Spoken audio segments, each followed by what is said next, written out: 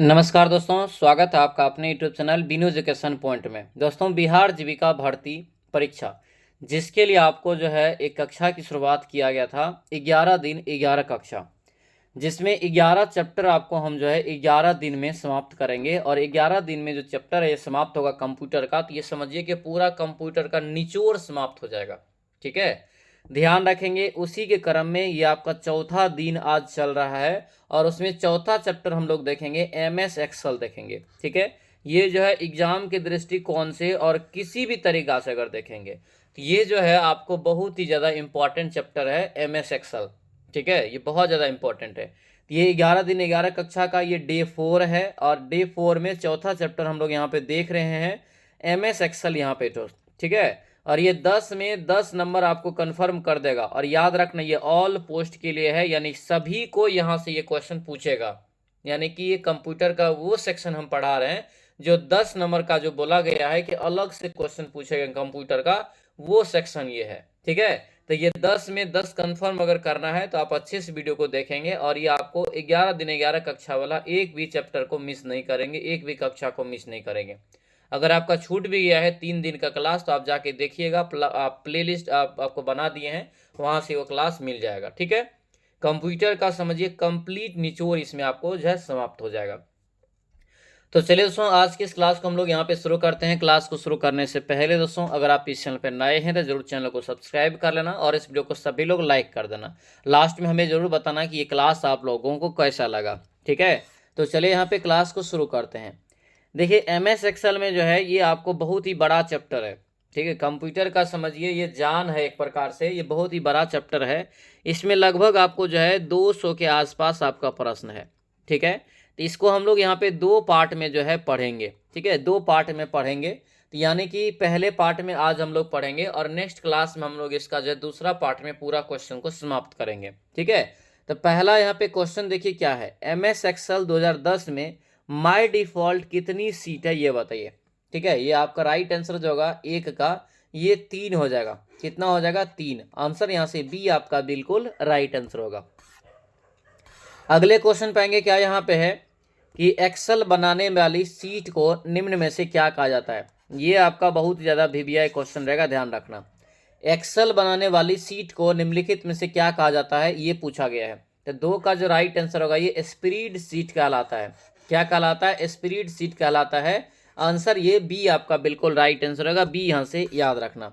अगला क्वेश्चन यहाँ पे है एमएस एक्सेल 2010 में जो है 2010 में किन्हीं भी 7 व्यक्तियों को रिकॉर्ड का औसत ज्ञात करने के लिए कौन सा फॉर्मूला इस्तेमाल करेगा, ये बताना है। ठीक है, और ये सब एक्सेल में दिया हुआ है चैप्टर में जो आपको हम पढ़ाए हैं। यानी कि जो जीविका वाला जो बैच आपका है सिलेक्शन बैच, उसमें भी आपको हम ये डीपली पढ़ाए हैं और उसमें आपको शॉर्टकट की भी आपको हम बताए हैं सब। तो वो सब भी आप याद रखना। और जीविका का बैच जो नहीं लिए हैं तो जीविका का बैच भी अपना ले लेंगे, एप्लीकेशन पे वो बैच चलता है। एप्लीकेशन का लिंक आपको इस वीडियो के डिस्क्रिप्शन बॉक्स में दिया हुआ है। ठीक है, ये औसत निकालने के लिए कौन सा फॉर्मूला यहाँ पे इस्तेमाल होगा, तो ये होगा एवरेज। आंसर क्या होगा? तो सी आपका बिल्कुल राइट आंसर होगा। अगले क्वेश्चन पाएंगे वर्कशीट। क्या है? वर्कशीट में हाइपर लिंक निम्न में से किस शॉर्टकट जो है की का प्रयोग करके जोड़े जाते हैं। ठीक है, तो ये शॉर्टकट की जो यहाँ पे देख रहे हैं ये बहुत ज़्यादा इंपॉर्टेंट है, इसको ध्यान में रखना। ठीक है, ये होगा CTRL+K, यानी कि कीबोर्ड जो होता है उस पर आप CTRL+K दबाएंगे तो ये हाइपर लिंक आपका इसमें जो है प्रयोग हो जाएगा तब। ठीक है, यानी कि वर्कशीट में। अगला यहाँ पे क्वेश्चन है कि एमएस एक्सेल में डाटा सॉर्टिंग का विकल्प उपलब्ध होता है कहाँ पर। एमएस एक्सेल में डाटा सॉर्टिंग का जो विकल्प होता है ये कहाँ पर उपलब्ध होता है, तो ये होम पर होता है। कहाँ पर? होम पर होता है। यानी आंसर जो है ए आपका बिल्कुल जो है करेक्ट आंसर होगा, तो ये ए आपको याद रखना। अगला क्वेश्चन यहाँ पे है, पूछो जरा आपसे क्वेश्चन कि माय डिफॉल्ट सेल में एंटर न्यूमेरिकल यहाँ न्यूमेरिक वैल्यू जो है एलिगमेंट डैश होता है, ये कहाँ पर होता है? ये जो होता है आपको राइट एलिगन में होता है। कहाँ पर होता है? राइट एलिगन में। ठीक है, आंसर बी आपका बिल्कुल राइट आंसर होगा, तो ये बी आपको अच्छे से याद रखना इंपॉर्टेंट रहेगा। ठीक है, चलिए अगले क्वेश्चन पाएंगे क्या यहाँ पे है, पूछा जा रहा है यहाँ पे क्वेश्चन आपसे कि एक्सेल में सीट की जो है डिफॉल्ट वैल्यू जो होती है क्या होती है। एक्सेल में सीट की डिफॉल्ट वैल्यू क्या होती है, 7 का राइट आंसर। ये आपका नॉर्मल हो जाएगा। क्या होगा? नॉर्मल, यानी आंसर सी आपका बिल्कुल राइट आंसर होगा। अगले क्वेश्चन में आएंगे, क्या यहाँ पे है, डैश यहाँ पे जो है प्रीडिफाइन फार्मूला होते हैं जो स्वतः गणना का कार्य करते हैं। स्वतः जो है गणना का कार्य करते हैं, ये बताना है। तो ये हो जाएगा फंक्शन। क्या हो जाएगा? फंक्शन हो जाएगा। आंसर ये आपका बिल्कुल राइट आंसर होगा। फंक्शन यहाँ से आपको ध्यान रखना है। अगले क्वेश्चन पाएंगे, क्या यहाँ पे है, MS एक्सेल में जो की संशोधन के काम प्रयोग होती है वह दोस्तों कौन सा होता है, ये बताइए। यानी कौन सा दोस्तों MS एक्सेल में की है जो संशोधन के काम में प्रयोग किया जाता है, संशोधन के लिए। तो संशोधन के लिए खास करके यहाँ पे फंक्शन की का नाम दिया गया है, तो ये F2 हो जाएगा। क्या होगा? F2। आंसर बी आपका बिल्कुल राइट आंसर होगा। अगले क्वेश्चन पे आएंगे, क्या है, निम्न में से कौन सी एक्सेल की जो है टर्म नहीं है। कौन सी यहाँ पे एक्सेल की जो है टर्म दोस्तों जो है नहीं है। ये आपका क्या होगा? डॉक्यूमेंट यहाँ पे हो जाएगा। ये जो है इसका टर्म नहीं है। बाकी सेल्स हो जाएगा, रॉ हो जाएगा, कॉलम हो जाएगा, तो ये सभी आपको एक्सेल में होती है। ठीक है। अगले क्वेश्चन पाएंगे, डाटा और सूचनाओं को समझने में आसान व आकर्षक तरीके से विजुअल रूप प्रस्तुत करता है कौन। ये विजुअल रूप जो प्रस्तुत करता है ये कौन करता है, ये बताना है। तो 11 का राइट आंसर क्या होगा? तो ये आपका सेमी कॉलन हो जाएगा। क्या होगा? Semi colon. आंसर सी आपका राइट आंसर होगा। ठीक है, तो ये सेमी कॉलन आपको याद रखना है। आगे यहाँ पे देखेंगे, क्या है, यदि कोई अपनी वर्कशीट में सीधे एडिटिंग नहीं करना चाहते हैं तो डेटा को एडिट और एंटर करने के लिए उपयोग भी कर सकते हैं। यानी किसका उपयोग कर सकते हैं? तो यहाँ पे जो उपयोग करेगा ये फार्मूला बार का यहाँ पे उपयोग होता है। किसका? फार्मूला बार का उपयोग होता है। ये यहाँ से आपको याद रखना है। आगे बढ़ते, क्या है, टैब में जो है ग्रुपिंग टूल्स जो होती है, जैसे कौन सा हो जाएगा? टैब में ग्रुपिंग जो टूल्स होती है कौन सी, जैसे आपको बताना है। तो ये 13 का जो राइट आंसर होगा रिव्यू हो जाएगा। आंसर ये ए हो जाएगा। आगे बढ़ेंगे, क्या है, आसानी से पढ़ने के लिए डैश का उपयोग कर सूचना को हॉरिजॉन्टल रो या वर्टिकल जो है कॉलम में व्यवस्थित किया जाता है, ये बताना है। किसको पढ़ने के लिए? आसानी से जो पढ़ने के लिए किया जाता है, ये सीट को पढ़ने के लिए, जो सीट होता है ना उसको पढ़ने के लिए। आंसर ये बी आपका जो है यहाँ से करेक्ट आंसर होगा। अगले क्वेश्चन पाएंगे, निम्नलिखित में से MS एक्सेल फार्मूला का परिणाम क्या होगा। यहाँ पे दिया हुआ है, फैक्ट कोस्ट में दिया है 0, फैक्ट कोस्ट में 3 प्लस आपको फैक्ट 5। तो यहाँ पे जो अगर करेंगे इसको तो इसका जो राइट आंसर निकलेगा, ये कंप्यूटर की भाषा में ये आपको यहाँ से बी निकल जाएगा। ठीक है, 127 हो जाएगा। आगे बढ़ेंगे, क्या यहाँ पे, ये सब आप काम करेंगे जब आपका MS एक्सेल पे, तब आपको स्वतः पता चल जाएगा। ठीक है। अगला यहाँ पे क्वेश्चन है कि सेल निश्चित करने के लिए, यानी संबंधित सेल को अस्थाई रेफरेंस को रोकने के लिए कॉलम और रो संख्या के पहले डैश टाइप करते हैं, ये बताइए। पहले जो है क्या टाइप करते हैं यहाँ पे? ये राइट आंसर होगा प्रतिशत। क्या हो जाएगा? ये प्रतिशत हो जाएगा। यानी आंसर ये बी आपका बिल्कुल जो है करेक्ट आंसर होगा, ध्यान रखना। अगला यहाँ पे क्वेश्चन है, एक पृथक यहाँ पे जो है एक पृथक सीट से सेल से आंकड़ा को प्राप्त करना क्या कहलाता है? ये VBI क्वेश्चन रहेगा। यानी कि एक पृथक सीट से सेल से आंकड़ा को जो अलग करना है, ये क्या कहलाता है? ये जो कहलाएगा यहाँ से एक्सेसिंग कहलाता है। क्या कहलाता है? एक्सेसिंग। एक्सेस नहीं कर लेते हैं वो कहलाता है। ठीक है, आगे बढ़िए। एक्सेल यहाँ पे जो है वर्कशीट के चयनित भाग को आप कैसे प्रिंट करोगे, ये बताना है। कैसे प्रिंट करेंगे ये आपको बताना है। तो ये हो जाएगा वर्कशीट के अंश को प्रिंट करना और उसे जो है सेलेक्ट कर प्रिंट डायलॉग बॉक्स में जो है सिलेक्शन विकल्प चुनकर, यानी आंसर जो है ये डी आपका बिल्कुल करेक्ट आंसर हो जाएगा। अगले क्वेश्चन में आएंगे, क्या यहाँ पे, MS एक्सेल प्रोग्राम में खाने की चौड़ाई और पंक्तियों की लंबाई किसमें मापी जाती है? खान की चौड़ाई और पंक्ति की लंबाई किसमें मापी जाती है? बहुत इंपॉर्टेंट है, ध्यान रखना इसको। ये सबकी नॉलेज होना चाहिए। ये इंच में हो जाएगा। आंसर जो है ए आपका बिल्कुल राइट आंसर होगा। इंच यहाँ से याद रखना। आगे यहाँ पे क्वेश्चन है, पूछा जा रहा आपसे कि स्प्लिट विंडो ऑप्शन एक्सेल के किस टैब में होता है? स्प्लिट जो होता है, आप क्या करते हैं, स्प्लिट जो करते हैं, जैसे ये वीडियो आपको ये लंबा है तो यहाँ से अगर काटना होगा तो स्प्लिट करते हैं। तो स्प्लिट विंडो ऑप्शन एक्सेल के टैब में कहाँ होती है, ये बताना है। ये जो हो जाएगा व्यू करेंगे तब निकलेगा। आंसर ये ए हो जाएगा। अगले क्वेश्चन पाएंगे, क्या यहाँ पे है, रो और कॉलम का कटाव क्या कहलाता है? रो और कॉलम का जो कटाव है ये क्या कहलाता है? इसे कहते हैं सेल। क्या कहते हैं? इसे सेल कहते हैं। आंसर ये बी आपका बिल्कुल करेक्ट आंसर होगा। अगले क्वेश्चन में आएंगे क्या यहाँ पे, MS एक्सेल 2010 में जो है सेल में कमेंट्स लिखने को क्या कहा जाता है? यानी कि MS एक्सेल 2010 में जो है सेल में कमेंट्स लिखने को क्या कहा जाता है? 22 का राइट आंसर बताना है। ये होगा सेल टिप कहते हैं। क्या कहते हैं इसे? Cell tip. यानी आंसर जो है ए आपका बिल्कुल राइट आंसर होगा। अगला यहाँ पे है इलेक्ट्रॉनिक। क्या यहाँ पे इलेक्ट्रॉनिक स्प्रेड शीट क्या है? इलेक्ट्रॉनिक स्प्रेड शीट जो है ये क्या है? 23 का राइट आंसर क्या होगा? तो 23 का राइट आंसर यहाँ से बी हो जाएगा, एप्लीकेशन प्रोग्राम। एप्लीकेशन प्रोग्राम हो जाएगा, यानी आंसर जो है ये बी आपका बिल्कुल राइट आंसर होगा। तो ये बी आपको याद रखना है। अगले क्वेश्चन में आएंगे क्या यहाँ पे, एक से अधिक जो है क्रॉमिक सेलों का चयन करके उनको एक सेल में परिवर्तित करने की प्रक्रिया को क्या कहते हैं? परिवर्तित करने की प्रक्रिया को क्या कहते हैं? तो राइट आंसर यहाँ से मर्ज हो जाएगा। क्या होगा ये? मर्ज। आंसर क्या होगा? ए आपका राइट आंसर होगा, मर्ज हो जाएगा। अगला यहाँ पे क्वेश्चन है MS एक्सेल में यहाँ पे दिया गया है, MS एक्सेल में सेलेक्ट किए गए दोस्तों सेल के कटे हुए डाटा को एक नए बड़े सेल में संयोजित और केंद्र में लाने यानी सेंटर में के लिए निम्नलिखित में से किसका उपयोग किया जाता है? ये बताइए।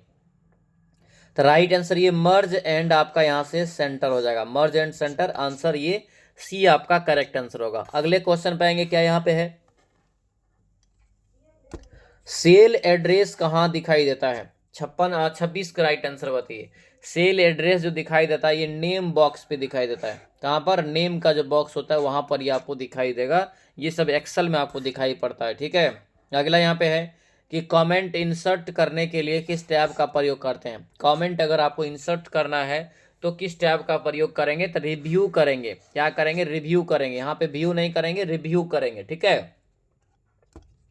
अगले क्वेश्चन पाएंगे क्या यहाँ पे, एक्सेल में एक्टिव सेल के कमेंट्स को कौन प्रदर्शित करता है? एक्सेल में जो है एक्टिव सेल जो होता है उसके कमेंट्स को, कंटेंट्स को, सॉरी कंटेंट है यहाँ पे, कंटेंट को कौन जो है प्रदर्शित करता है ये बताना है।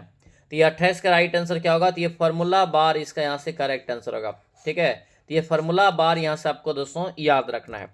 अगले क्वेश्चन पाएंगे क्या यहाँ पे, MS एक्सेल डॉक्यूमेंट में प्रत्येक सेल अपने सेल एड्रेस से रिपर किया जाता है तो क्या है यहाँ पे ये बताना है। तो डैश हो जाएगा, तो डैश होगा यहाँ पे। तो आपको सेल का रो और कॉलम लेबल, आंसर ये डी आपका राइट आंसर होगा। दोस्तों आपसे रिक्वेस्ट है जो भी इस चैनल पे नए हैं चैनल को जरूर सब्सक्राइब करना और इस वीडियो को सभी लोग लाइक कर देना, ठीक है।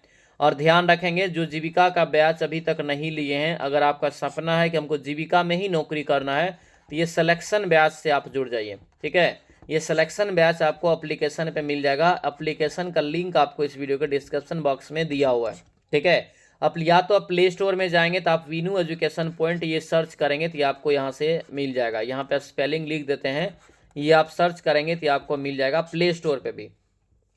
और अगर फिर भी आपको ये एप्लीकेशन ना मिले तो इस नंबर पे व्हाट्सएप मैसेज करेंगे तो आपको जो है ऑटोमेटिक इधर से जो है आपको इस एप्लीकेशन का लिंक जो है चला जाएगा और उसे डाउनलोड करके आप जो है मोबाइल नंबर डाल के साइन अप करके पेड कोर्स में जाके जीविका बैच ले लेंगे।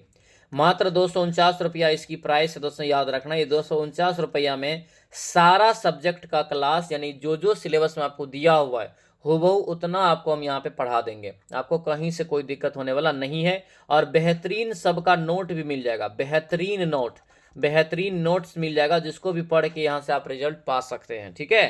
तो आज ही दोस्तों जीविका बैच से अपना जुड़ जाएंगे। चलिए आगे बढ़ते हैं। MS एक्सेल डॉक्यूमेंट में जो है सेल एड्रेस क्या होता है ये बताइए।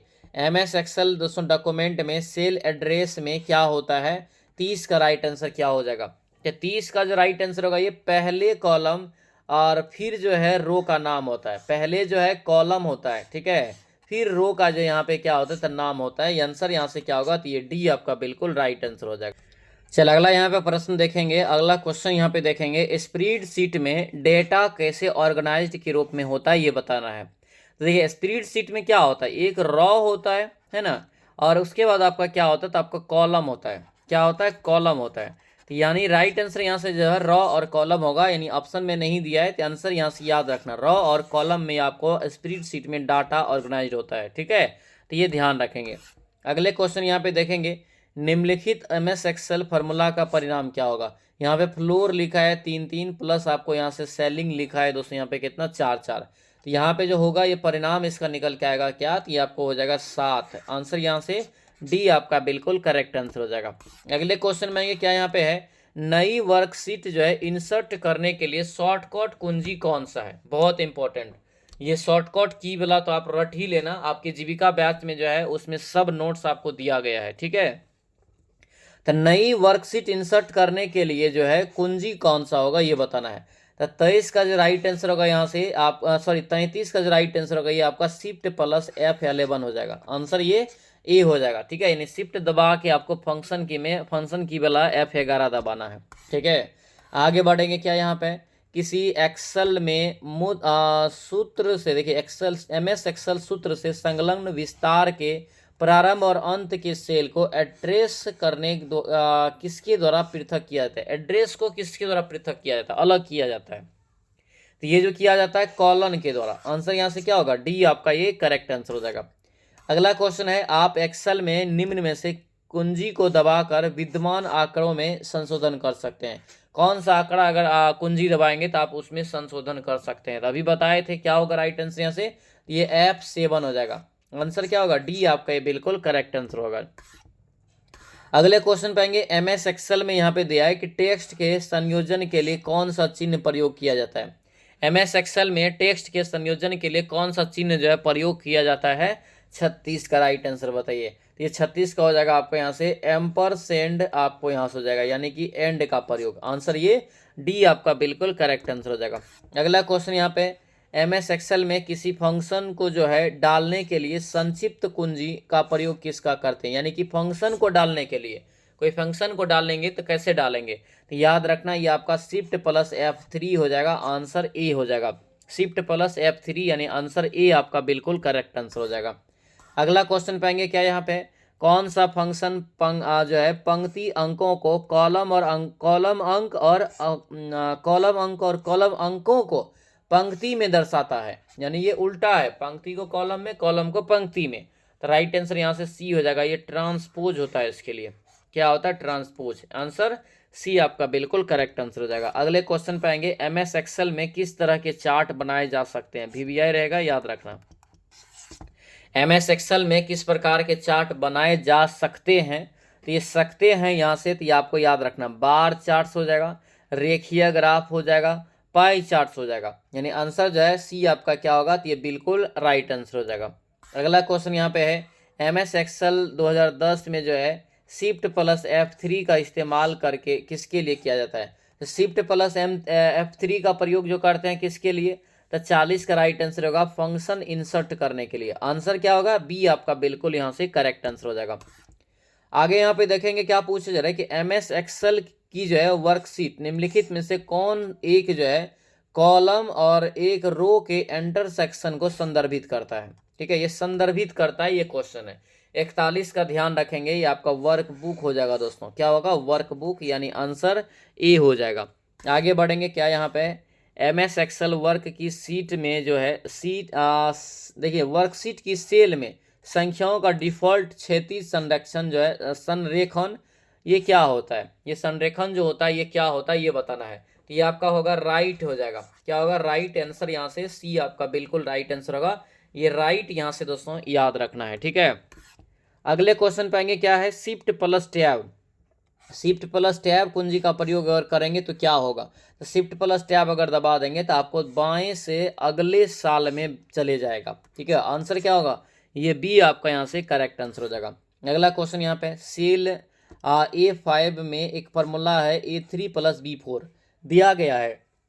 ठीक है, यदि A5 को कॉपी करके E9 पेस्ट किया जाता है तो E9 का फॉर्मूला क्या होगा, ये बताइए। ये सब आपको एक्सेल में पढ़ाए हैं और ये याद रखना, पढ़ना है, ठीक है, तभी जाकर आपको 10 नंबर का यानी क्वेश्चन बनेगा 10 में 10। ठीक है, MS एक्सेल में किसी वर्कशीट के जो है सीट टॉप पर निम्नलिखित में से क्या दिखाई देता है। वर्कशीट जो होता है उस पर क्या टॉप पर दिखाई देता है, तो टॉप पे जो दिखाई देगा क्या, तो याद रखना फॉर्मूला बार। ठीक है, आंसर ए आपका यहाँ से करेक्ट आंसर हो जाएगा। अगला क्वेश्चन यहाँ पे MS एक्सेल वर्कशीट में जो है निरंतर सेल को एक सीरीज को जो है सेलेक्ट करने के लिए निम्नलिखित में से किस कुंजी का उपयोग करते हैं। तो यहाँ पे कौन सा कुंजी हो जाएगा, याद रखना ये शिफ्ट हो जाएगा।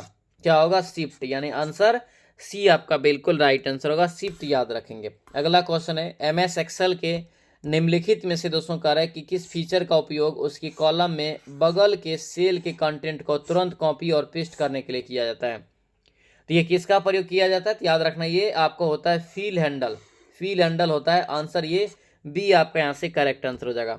अगला क्वेश्चन यहाँ पे है दिया यहाँ पे MS यहाँ पे जो है एक्सेल, MS एक्सेल वर्कशीट में जब A1 सेल को सिलेक्ट करते हैं तो शिफ्ट जो है और कुंजी दबाते हैं और फिर जो है C5 सेल पर क्लिक करते हैं तो कुल कितने सेल जो है सिलेक्ट होगा। तब यहाँ से तो कुल जो सिलेक्ट होगा दोस्तों यहाँ पे कितना, तो ये आपको 15 हो जाएगा। आंसर ये डी आपका यहाँ से करेक्ट आंसर हो जाएगा। अगले क्वेश्चन पाएंगे निम्नलिखित में से MS एक्सेल फॉर्मूला का परिणाम क्या होगा ये बताइए। यहाँ पे दिया है सेलिंग 7.5, इसका जो फॉर्मूला का परिणाम निकलेगा ये 10 निकल जाएगा। आंसर सी आपका यहाँ से करेक्ट आंसर हो जाएगा। अगला क्वेश्चन यहाँ पे है एक्सेल वर्कबुक जो है डैश का संग्रह है। BBI क्वेश्चन रहेगा, याद रखना, ठीक है। एक्सेल यहाँ पे कह रहा है कि एक्सेल वर्कबुक का डैश संग्रह है, तो ये आपका होगा दोनों वर्कशीट चार्ट। आंसर ये डी हो जाएगा, ठीक है, याद रखना ये BBI क्वेश्चन रहेगा। अब ये दोस्तों यहाँ पे सेशन आपका समाप्त होता है और ये आपको जीविका भर्ती बैच का दोस्तों जो है लोगो है। तो जो अभी तक जीविका बैच यहाँ पे नहीं लिए हैं तो जीविका बैच से आप जुड़ जाएंगे। 100% सफलता की गारंटी है अगर आप यहाँ से बैच लेते हैं तो, ठीक है। एडमिशन ओपन है, 249 रुपया मात्र इसका चार्ज है। किसी भी प्रकार के अगर आपको प्रॉब्लम होगा तो इस नंबर पर हमें व्हाट्सएप मैसेज भी कर सकते हैं। सिलेक्शन बैच है, सिलेक्शन दिला के छोड़ेंगे तो आज ही अपना ये बैच से जुड़ जाएंगे। ऑल सब्जेक्ट की कंप्लीट तैयारी आपको इसमें हो जाएगा, ठीक है। तो उम्मीद करते हैं ये वीडियो भी आपको, ये क्लास भी आपको बहुत ही अच्छा लगा होगा, ठीक है। ये आपको डे 4 था। सभी लोग वीडियो को लाइक कर दीजिएगा, कमेंट हमें करके ज़रूर बताइएगा। सभी लोग जो है चैनल को सब्सक्राइब कर लीजिएगा, ठीक है। चलिए मिलते हैं अब हम लोग नेक्स्ट क्लास में, नेक्स्ट वीडियो में। और हाँ, इसका पार्ट 2 भी आएगा, डे 4 का ही पार्ट 2 आएगा, ठीक है। चलिए मिलते हैं नेक्स्ट क्लास में, नेक्स्ट वीडियो में। तब तक के लिए सभी लोगों को जय हिंद।